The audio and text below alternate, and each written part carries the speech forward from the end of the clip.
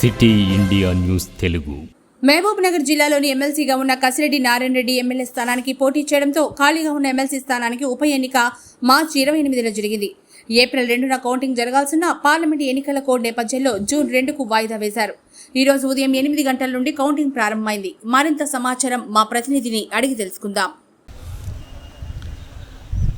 MLC ఉప ఎన్నిక అనివార్యం కావడంతో అంటే కసిరెడ్డి నారాయణ రెడ్డి ఎమ్మెల్సీగా ఉండి అతను ఎమ్మెల్యేకి పోటీ చేయడంతో ఖాళీగా అయినటువంటి ఎమ్మెల్సీ స్థానాన్ని భర్తీ చేయడానికి మార్చి 28 తారీఖున పోలింగ్ నిర్వహించడం జరిగింది. హోరాహోరీగా పోలింగ్ నిర్వహించారు.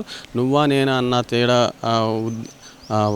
అంటే ఉత్కంఠతో నిర్వహించినటువంటి ఎన్నిక ఈరోజు అంటే 2 నెలల తర్వాత ఎంపీ ఎలక్షన్ కోడ్ ఉన్న కారణంగా 2 నెలలు పోస్ట్ పోన్ చేస్తూ ఈరోజు కౌంటింగ్ ప్రక్రియ మొదలైంది. కౌంటింగ్ ప్రక్రియ మొదలవడంతో పెద్ద ఎత్తున జనాలు కూడా ఇక్కడ వచ్చారనమాట ఈ రిజల్ట్ చూడడానికి కూడా. ఈరోజు రాష్ట్ర అవతరణ దినం ఉన్నా కూడా పెద్ద మొత్తంలో రావడం జరిగింది. కౌంటింగ్ ప్రక్రియ పూర్తి అయినట్టుగా తెలుస్తుంది.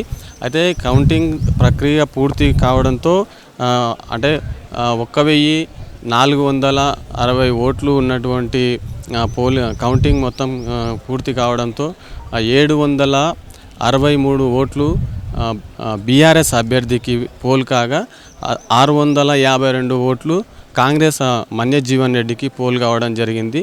అంటే 11 ఓట్లతోనే విజయం సాధించడం జరిగింది.